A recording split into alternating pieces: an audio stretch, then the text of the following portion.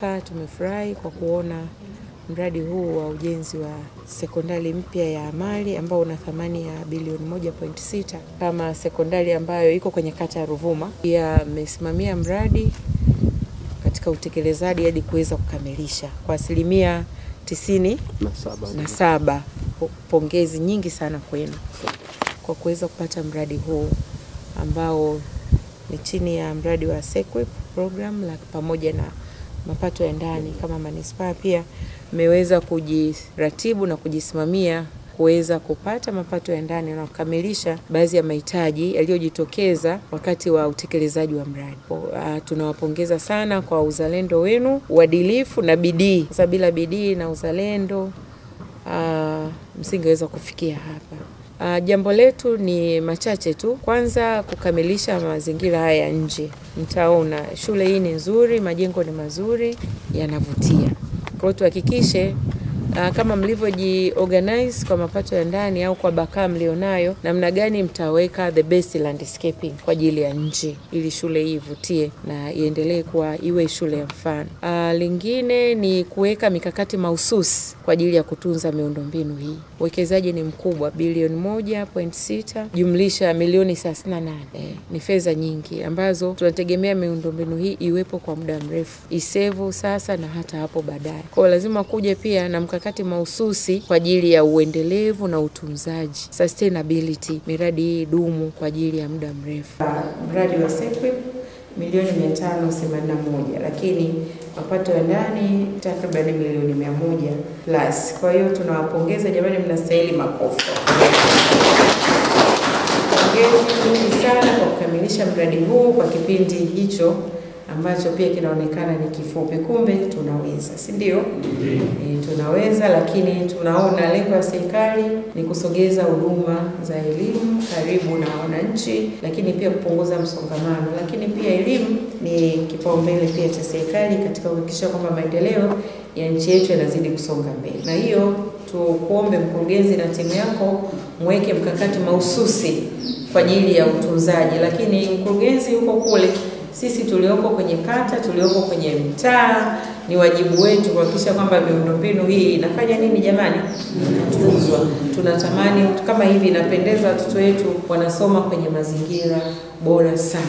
Na haya ndio maendeleo tunayotamka ambayo yamewafikia wananchi. Lakini lingine pia, mwalimu, mkuu wa shule pamoja na timu yako na walimu wote, hii iwe ni ari ya sisi kufanya vizuri kwenye sekta ya elimu kama mkoa wa Ruvuma. Changamoto ya performance katika mkoa wa Ruvuma. Kwa hizi mazingira haya bora yanayowezeshwa na serikali, lengo ni kwamba kwa mtumishi wa umma anapaswa kufanya kazi kwenye mazingira bora, na tumeyapata, si ndio? Kwa kwetu ni ari watoto wanapofundishwa na sisi tunapofanya kazi, ofisi zenu naamini zimeboreshwa. Kwa hii ni ari kwetu, motisha kwetu, chachu kwetu kwamba tutegemee performance ya shule hii.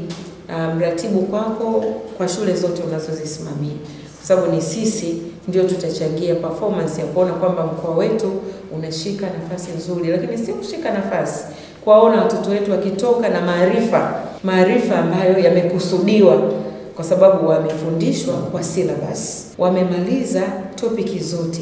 Mitihani inapofika, na tuwaone kabla ya mitihani hata miezi 4 wanafanya marudio.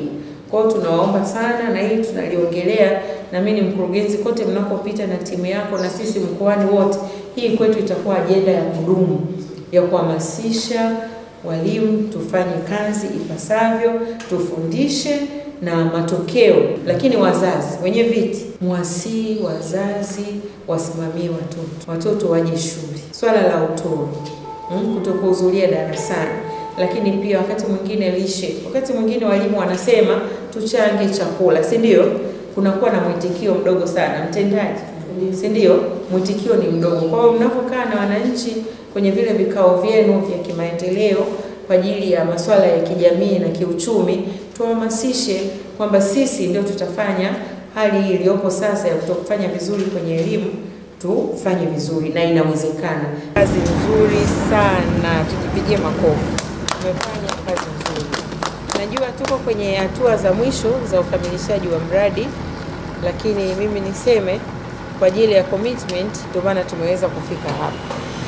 Lakini kufanya kazi kwa teamwork, kwa pamoja, na ndio tumeweza kuona matokeo. Tunaona sasa final touches zinafanyika. Kwa hiyo tunawapongeza sana kwa ubunifu. Kwanza kama manispaa amefanya ubunifu wa kuona hitaji la kuwa na mradi huu katika eneo hili, kwa kuchukulia fursa ya uwepo wa magari na malori mengi yanayosafiri kutoka na kuingia ndani ya mkoa, kufuata rasilimali ambazo zipo kwenye ndani ya wilaya zingine, lakini wilaya ya Songea pamoja na halmashauri nyingine kama vile Mbinga, Nyasa pamoja na Songea vijijini. Huu mradi ni wetu, mradi ni wa kata hii. Kwa hiyo tuwasihi sana kushiriki kwenye kuangalia hii miradi.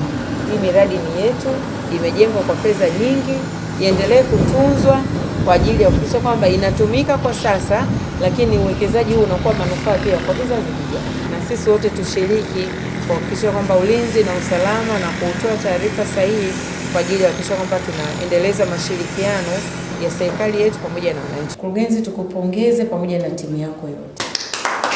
Yaani pongezi nyingi sana. Wanasema mnyonge mnyongeni, haki yake mpeni. Mmefanya kazi kubwa. Hii spirit iendelee kusimamia utekelezaji wa miradi ya maendeleo ili iweze kufanyiwa kazi na kukamilika kwa wakati.